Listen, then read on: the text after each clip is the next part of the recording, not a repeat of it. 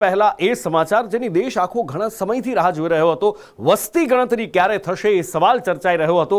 2027માં દેશમાં વસ્તી ગણતરી થશે ને આ વખતે ખાસ વાત એ હશે કે ડિજિટલી વસ્તી ગણતરી થશે। જી હા, દેશમાં પહેલીવાર ડિજિટલી વસ્તી ગણતરી થવા જઈ રહી છે। 2 તબક્કામાં આ વસ્તી ગણતરી કરવામાં આવશે। પહેલો તબક્કો એપ્રિલથી સપ્ટેમ્બર 2026ની વચ્ચે રહેશે અને બીજા તબક્કાની વસ્તી ગણતરી ફેબ્રુઆરી 2027માં કરવામાં આવશે। આ વસ્તી ગણતરી માટે 11,718 કરોડના બજેટની ફાળવણી કરવામાં આવી છે। વધુ વિગતો સાથે સહયોગી સંવાદદાતા અજય યાદવ દિલ્હીથી લાઈવ જોડાયા છે। અજય પાસેથી વિસ્તારથી વાત કરીએ। અજય, ઘણા બધા ચર્ચાઓ, ઘણી બધી વાતો થઈ કે વસ્તી ગણતરી આ કરવાની છે અને એની સાથે જાતિ આધારિત વસ્તી ગણતરીની માંગણી થઈ અને એક બહુ જ મોટો બવંડર પણ દેશની અંદર ઊભો થયો હતો। પણ હવે ફાઇનલી જ્યારે 2027માં વસ્તી ગણતરી થવાની છે, આમ તો 26થી શરૂઆત થવાની છે, શું તૈયારી અને કયા આધાર પર આ વસ્તી ગણતરી કરાશે અને સૌથી પહેલી વાર ડિજિટલી ગણતરી થઈ રહી છે એ કેવી રીતે થશે?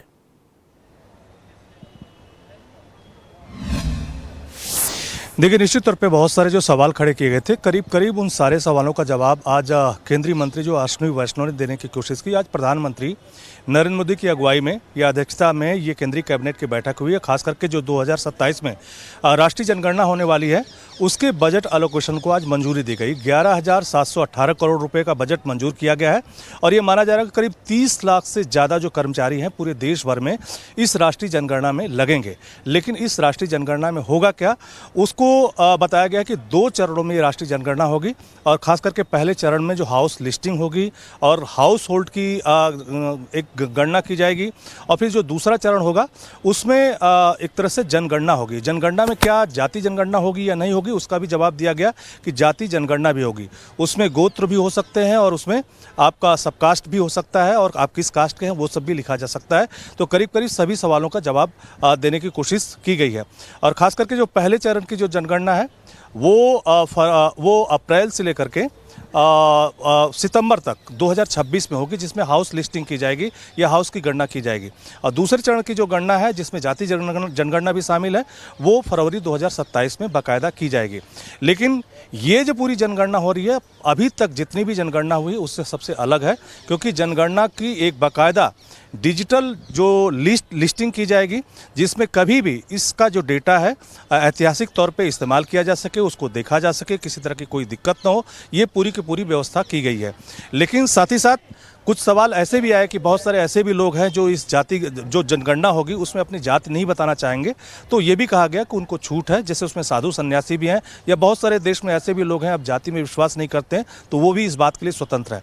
लेकिन इसके लिए जो सबसे अंतिम बात है कि एक गजट नोटिफिकेशन इशू होगा और उस गजट नोटिफिकेशन में ये बताया जाएगा कि पूरी जनगणना किस तरह से की जाएगी। तो अभी सभी को कहीं ना कहीं इस जो बजट आज अलोकेशन हुआ है उसके बाद कहीं ना कहीं गजट जो नोटिफिकेशन होगा उसका इंतजार है।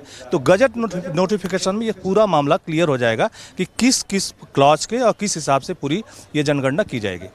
जी બિલકુલ અજય, જોડાયેલા રહેશો। એક આગળ મુદ્દે બીજા મુદ્દે પણ તમારી સાથે વાત કરીશું ને એ મુદ્દો છે એસઆઈઆરનો મુદ્દો કે જેમાં 8 રાજ્યોમાં ઓબ્ઝર્વરની નિયુક્તિ કરવામાં આવી છે। ચૂંટણી પંચે 8 રાજ્યોમાં એસઆઈઆર ઓબ્ઝર્વર નિમ્યા છે, જેમાં ગુજરાત, પશ્ચિમ બંગાળ, તામિલનાડુ, ઉત્તર પ્રદેશ, કેરળ, મધ્યપ્રદેશ, છત્તીસગઢ, રાજસ્થાનમાં આ ઓબ્ઝર્વર નિયુક્ત કરવામાં આવ્યા છે। ફેબ્રુઆરી 2026માં ફાઇનલ ડ્રાફ્ટ સુધી આ રાજ્યોમાં ઓબ્ઝર્વર રહેશે। અજય જોડાયા છે, અજય પાસેથી વધુ વિગતે જાણીએ। અજય,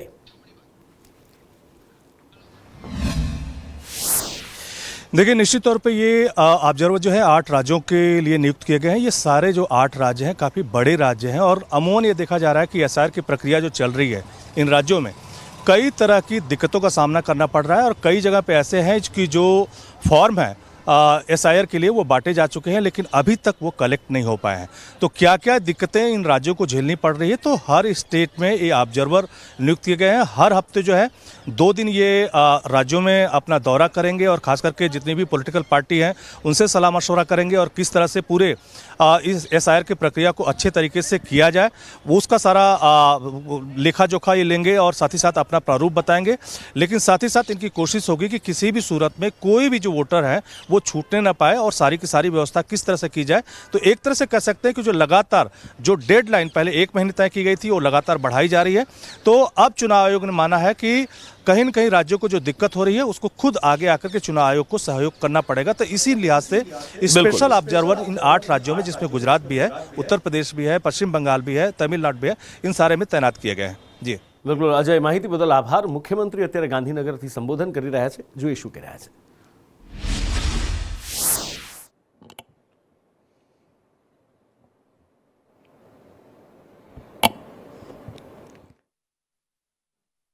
છોકરાઓને એટલી ખબર પડી ગઈ કે હવે પૂરું થવાનું એમ।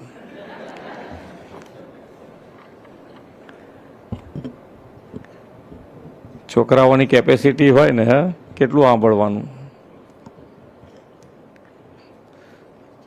છોકરાઓ મોબાઈલ લઈને આવે છે એમ ને।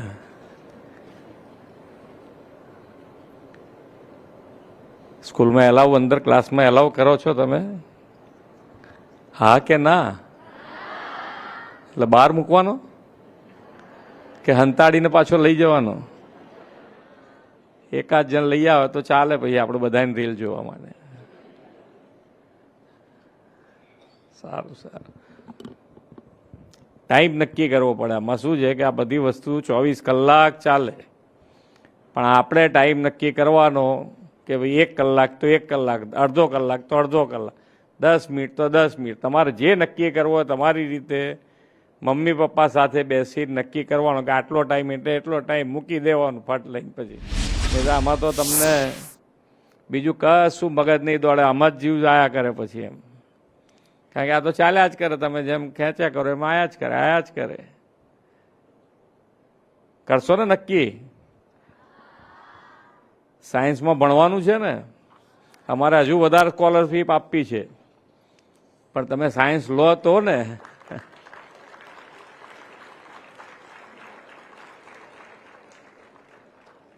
નમો લક્ષ્મી, નમો સરસ્વતી વિજ્ઞાન સાધના, મુખ્યમંત્રી જ્ઞાન સાધના મેરિટ સ્કોલરશીપ અને મુખ્યમંત્રી જ્ઞાન સેતુ મેરિટ સ્કોલરશીપ યોજના અંતર્ગત શિષ્યવૃત્તિ વિતરણ કાર્યક્રમમાં આપણી સૌની સાથે મંચ ઉપર ઉપસ્થિત મારા સાથી નાયબ મુખ્યમંત્રી શ્રી હર્ષભાઈ સંઘવી, મારા સાથી મંત્રી ડૉક્ટર પ્રદ્યુમનભાઈ વાંઝા, શ્રીમતી રીવાબા જાડેજા, ગાંધીનગર જિલ્લા પંચાયતના પ્રમુખ શ્રીમતી શિલ્પાબેન પટેલ, ગાંધીનગરના મેયર શ્રીમતી મીરાબેન પટેલ, ગાંધીનગર શહેર ભાજપ પ્રમુખ શ્રી આશીષભાઈ દવે, શિક્ષણ વિભાગના અગ્ર સચિવ શ્રી મુકેશ કુમાર, શિક્ષણ વિભાગના નિયામક શ્રી PR રાણા, આમંત્રિત સર્વે મહાનુભાવો, સૌ શિક્ષકગણ, સૌ વાલા વિદ્યાર્થીઓ, પ્રેસ મીડિયાના મિત્રો, સૌને મારા નમસ્કાર।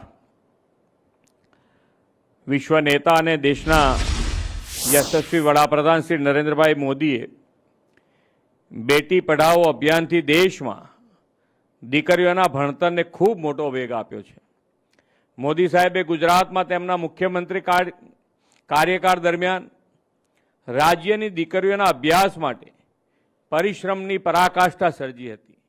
2001માં ગુજરાતનું સેવાદાયિત્વ તેમણે સંભાળ્યું ત્યારે અનેક સમસ્યાઓ હતી। દીકરીઓનું શાળા છોડી જવું તે સમયે ખૂબ વધારે હતું અને કન્યા સાક્ષરતા પણ ખૂબ ઓછી હતી। તેમણે કન્યા કેળવણી, શાળા પ્રવેશોત્સવ કાર્યક્રમ શરૂ કર્યો। તેઓ ગામે ગામ જઈને દીકરીઓના ભણતર માટે પરિવાર પાસે ભિક્ષા માગતા। કોઈ રાજ્યના મુખ્યમંત્રી પોતે ગામે ગામ જઈને દીકરીઓના ભણતર માટેનો સેવા યજ્ઞ ઉપાડે તેનો દાખલો મોદી સાહેબે દેશમાં બેસાડ્યો। એટલું જ નહીં, મુખ્યમંત્રી તરીકે તેમણે મળતી ભેટ સોગાદોની હરાજી કરીને એની જે રકમ આવે તે કન્યા કેળવણી માટે આપવાની નવી પરંપરા ઊભી કરી। આ બધાના પરિણામે લોકોમાં પણ દીકરીઓને શાળાએ મોકલવાની જાગૃતતા વધી। શાળા પ્રવેશોત્સવ, કન્યા કેળવણી મહોત્સવની સફળતાના પગલે દીકરીઓનો ડ્રોપ આઉટ રેટ જે 37% હતો તે ઘટીને 2% જેટલો નીચે આવી ગયો છે। આપણે પણ તેમના દિશા દર્શનમાં રાજ્યમાં કન્યા શિક્ષણને વધુ પ્રોત્સાહન મળે અને કન્યાઓનું શાળામાં 100% નામાંકન થાય તેવા ઉદ્દેશથી નમો લક્ષ્મી યોજના અને નમો સરસ્વતી વિજ્ઞાન સાધના યોજનાઓ શરૂ કરી છે. પ્રાથમિક શિક્ષણ પૂર્ણ કર્યા પછી બધી દીકરીઓ માધ્યમિક અને ઉચ્ચ માધ્યમિક શિક્ષણ પર સફળતાપૂર્વક પૂર્ણ કરે તેની ચિંતા કરીને આ યોજના શરૂ કરી છે. દીકરા અને દીકરીઓએ વિજ્ઞાન પ્રવાહનો અભ્યાસ આર્થિક અગવડના કારણે છોડવો ન પડે તે માટે આપણે નમો સરસ્વતી વિજ્ઞાન સાધના યોજના પણ શરૂ કરી છે. દીકરીઓને તો નમો લક્ષ્મી અને નમો સરસ્વતી વિજ્ઞાન સાધના યોજનાનો બેવડો લાભ મળે છે. આપણે યોજનાના લાભ સીધા જ તેમના ખાતામાં મળે અને સેચ્યુરેશન લેવલ સિદ્ધ થાય તેવો ટ્રાન્સપરન્ટ અભિગમ અપનાવ્યો છે. આદરણીય શ્રી નરેન્દ્રભાઈ મોદીના નેતૃત્વ અને માર્ગદર્શનમાં છેલ્લા 2.5 દાયકામાં રાજ્યમાં શિક્ષણ ક્ષેત્રે ખૂબ મોટો બદલાવ આવ્યો છે. એક સમયે ગામમાં વિજ્ઞાન પ્રવાહની શાળાઓની સંખ્યા નહિવત હતી. આજે વિજ્ઞાન પ્રવાહની 2834 શાળાઓ થઈ ગઈ છે. 2001માં 775 કોલેજો હતી. આજે ગુજરાતમાં 3200થી વધુ કોલેજો વિદ્યાર્થીઓના ઘડતરનું કાર્ય કરી રહી છે. ધોરણ 12માં વિજ્ઞાન પ્રવાહ પછી એન્જિનિયરિંગમાં અભ્યાસ માટે જવું હોય તો માત્ર 139 કોલેજ હતી, જે આજે એન્જિનિયરિંગ કોલેજોની સંખ્યા પણ 288 પહોંચી છે. ગુજરાતમાં શ્રી નરેન્દ્રભાઈએ મુખ્યમંત્રી તરીકે સેવા દાયિત્વ સંભાળ્યું ત્યારે મેડિકલ સીટો 1175 હતી, જે આજે વધીને 7000થી પણ વધુ ડૉક્ટરોની સીટ થઈ છે. મેડિકલમાં અભ્યાસ કરતી દીકરીઓને આર્થિક મદદ મળે તે માટે મુખ્યમંત્રી કન્યા કેળવણી નિધિ યોજનામાંથી અત્યાર સુધીમાં રાજ્યની 24000થી વધુ દીકરીઓને સહાય આપવામાં આવી છે. કેજીથી પીજી સુધીનું શિક્ષણ આપણા બાળકોને સરળતાએ મળે તેવી વડાપ્રધાનશ્રીની નેમ આપણે પાર પાડી છે. એ દિશામાં આજે 13 લાખથી વધુ વિદ્યાર્થીઓને રૂપિયા 370 કરોડ ઉપરાંતની સહાય આપી છે. વડાપ્રધાન શ્રી મોદી સાહેબે વિકસિત ભારત આત્મનિર્ભર ભારત 2047નો સંકલ્પ કર્યો છે. કોઈ પણ રાષ્ટ્ર કે રાજ્યના વિકાસનો પાયો શિક્ષણ છે. વિકસિત ગુજરાત, આત્મનિર્ભર ગુજરાતથી વિકસિત ભારત માટે આપણે વિદ્યાર્થીઓને જ્ઞાન સમૃદ્ધ કરવાની સામાજિક જવાબદારી નિભાવીએ. વિદ્યાર્થીઓમાં શિક્ષણ સાથે સ્વદેશી અભિમાન પણ જગાવીએ. એ જ અપેક્ષા સાથે વિરમું છું. ભારત માતા કી જય. વંદે માતરમ. જય જય ગરવી ગુજરાત. ખૂબ ખૂબ આભાર ગુજરાત રાજ્યના માનનીય મુખ્યમંત્રી શ્રીમાન ભૂપેન્દ્રભાઈ પટેલ સાહેબ, આપના માહિતીસભર ને ઉજાસભર સંબોધન માટે ફરી એકવાર તાળીઓની ગુંજ સાથે આભાર વ્યક્ત કરીએ છીએ. અને હવે શિક્ષણ વિભાગ ગુજરાત સરકારની આ મહત્વકાંક્ષી યોજનાઓના કાર્યક્રમનું વિધિવત રીતે આપણે સમાપન કરીએ છીએ. આભાર વ્યક્ત કરું છું ગુજરાત રાજ્યના માનનીય મુખ્યમંત્રી શ્રીનો તાળીઓના ખૂબ ગુંજારવ સાથે. એમની સાથે જ ગુજરાત રાજ્યના નાયબ મુખ્યમંત્રી શ્રીમાન હર્ષભાઈ સંઘવી સાહેબ, આપનો પણ આભાર વ્યક્ત કરીએ છીએ. ડોક્ટર પ્રદ્યુમન વાજા સર, માનનીય મંત્રી શ્રી શિક્ષણ વિભાગ, સાથે જ શિક્ષણ રાજ્ય મંત્રી શ્રીમતી રીવાબા જાડેજા, આપનો પણ ખૂબ તાળીઓના ગડગડાટથી આભાર વ્યક્ત કરીએ છીએ. શ્રીમતી શિલ્પાબેન પટેલ, જિલ્લા પંચાયત પ્રમુખ શ્રી, આપનો પણ આભાર વ્યક્ત કરીએ છીએ. જોરદાર તાળીઓનો ગુંજારો વ્યક્ત કરીએ.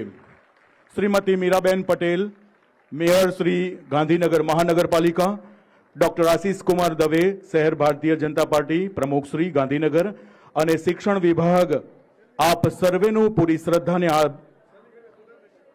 આ બધાને વિનંતી છે પોતાની જગ્યા જાળવી રાખશો. જરૂરી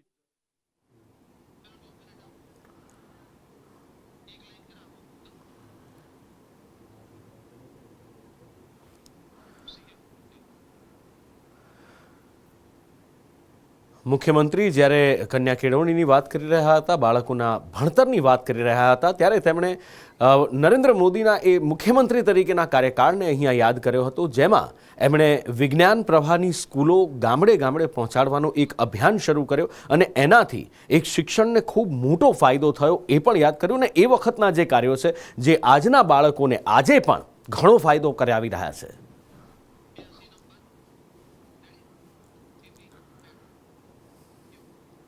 આ બાજુ ઉમરગામના તંબુ ગામમાં એક કંપનીમાં ભીષણ આગ લાગી છે. શિયાળો છે અને શિયાળો ચરમ પર પહોંચી રહ્યો છે, પણ એમ છતાં પણ દરરોજ ક્યાંક ને ક્યાંકથી ભીષણ આગના સમાચાર મળી રહ્યા છે. આ વખતે ઉમરગામના તંબુ ગામમાંથી એક કંપનીમાં આગના સમાચાર છે.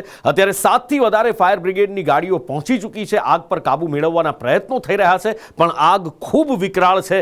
કાબુમાં ક્યારે આવશે કંઈ જ કહી શકાય એમ નથી. ધુમાડાના ગોટે ગોટા દૂર દૂર સુધી દેખાઈ રહ્યા છે. અગ્નિની પ્રચંડ જ્વાળાઓ દેખાઈ રહી છે અને કંપનીનું આખું સ્ટ્રક્ચર બળીને રાખ થઈ ગયું છે. એ આરસીસી સ્ટ્રક્ચર હોય કે પછી એ લોખંડનો શેડ હોય, એ બધું જ અત્યારે જમીન દોષ થઈ ગયું છે અને ખૂબ મોટું નુકસાન થયાનો અંદાજ અહીંયા આ દ્રશ્યો પરથી જ વ્યક્ત કરી શકાય છે. જો કે કોઈ જાનહાનિના સમાચાર નથી, કારણ કે આગ લાગતા જ કર્મચારીઓને કંપનીમાંથી સુરક્ષિત રીતે બહાર કાઢી લેવામાં આવ્યા હતા અને હવે આ આગને કાબૂમાં લેવાનો પ્રયત્ન થઈ રહ્યો છે, પણ અત્યારે આખી કંપની બળીને ભસ્મીભૂત થઈ ગઈ દેખાય છે. ઉમરગામના તુમ ગામે આવેલી એક કંપનીની અંદર ભીષણ આગ લાગી છે અને આગ લાગતા જ આગ બેકાબુ બની છે ને જેના કારણે અફરાતફરીનો માહોલ સર્જાતો. આપ જોઈ રહ્યા છો મારી પછાડી આ કંપની છે, જ્યાં ફાયર બ્રિગેડની 10થી 12 જેટલી ગાડીઓ છે, એટલે કે મેજર કોલ ડિક્લેર કરવામાં આવ્યો છે અને આગ વધુ ના પસરે તે માટે મેજર કોલ ડિક્લેર કરવાની સાથે જ ઉમરગામ, સરીગામ, વાપી નગરપાલિકા તેમજ અન્ય કંપનીના જે ફાયર ફાઇટરો છે તે પણ ઘટના સ્થળે પહોંચ્યા છે. આગ એટલી બેકાબુ બની છે જેના કારણે ફોર્મનો ઉપયોગ કરીને આગ પર કાબુ મેળવવાનો પ્રયાસ હાથ ધર્યા છે. આપ જોયા છો કંપનીના ઉપરના દ્રશ્ય બતાવીશ કે જે પ્રકારે ઉપર જે છે ધુમાડાના ગોટે ગોટા જે છે છેલ્લા 3 થી 4 કિલોમીટર સુધી દેખાયા હતા અને આ જે દ્રશ્ય છે એ આ કંપનીના છે. કંપની પ્લાસ્ટિક રો મટીરિયલ બનાવે છે. હજુ સુધી એ જાણવા નહીં મળ્યું કે આગ કયા કારણસર લાગી. કંપની સંચાલકો પણ હાલ હજી અહીંયા કોઈ પણ બાબતે બોલવા તૈયાર નથી, ત્યારે ફાયર બ્રિગેડ છે તેની કામગીરી કરી રહી છે. હાલ આગ જે છે હજી ચાલી રહી છે. આગને કાબૂમાં લેવાના પ્રયાસો હાલ હાથ ધરાઈ રહ્યા છે. જાવેદ ખાન, સંદેશ ન્યૂઝ, ઉમરગામ. અને જે દર વખતે થાય છે એ અહીંયા પણ થયું. બ્રિજ તૂટ્યો અને એ પછી તપાસના આદેશ છૂટ્યા. સ્લેબ ધરાશાયી થયો તો કેમ થયો? શું કોઈ મટીરિયલ આમાં ખોટું વપરાયું હતું અથવા હલકી ગુણવત્તાનું વપરાયું હતું કે પછી કોઈ ટેકનિકલ ખામી રહી ગઈ હતી? એ બધી જ તપાસ હવે કરવામાં આવશે. છેક ગાંધીનગર સુધી નોંધ લેવાઈ છે, જે દર વખતે લેવામાં આવે છે અને માર્ગ મકાન સર્કલ ઓફિસરને આ તપાસ સોંપવામાં આવી છે. એ સ્થળ મુલાકાત કરી બ્રિજની વિગતો રજૂ કરશે અને રિપોર્ટ સરકારને આપશે.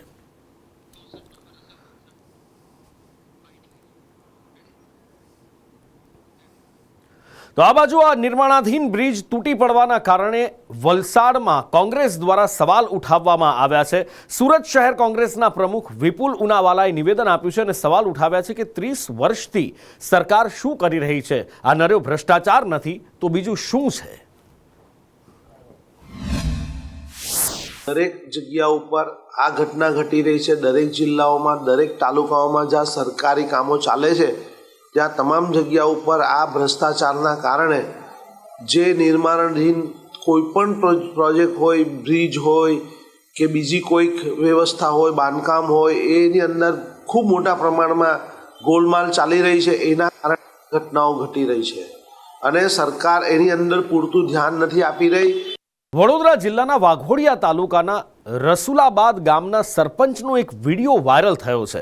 આ સરપંચ છે કમલેશ વસાવા અને હાથમાં બિયરનું ટીન રાખી એ ગાંડપણ કરી રહ્યા છે. બિયરનું ટીન લઈ એ ધૂણતા હોય એવું દેખાઈ રહ્યું છે, રડતા હોય એવું દેખાઈ રહ્યું છે અને કહી રહ્યા છે કે મને બિયર વળગ્યું છે. જુઓ જરા. અસલીમાં છે, મને લગનમાં બોલાવજો. मैं बियर पीवा आईश थई. आई बियर मंगाजो 6000. ઓબર્યો નેવરા મે આવવાનો છો 13 તારીખે. હા, મને બિયર પીવડાવજો. મને બિયર વાળી વર્ગી છે. મને બિયર વાળી વર્ગી છે. મને બિયર વાળી વર્ગી છે. કઈ ગયો? કકડો રોટલો હાલો. કકડો રોટલો હાલો. કકડો રોટલો હાલો. કકડો રોટલો હાલો. કકડો રોટલો હાલો.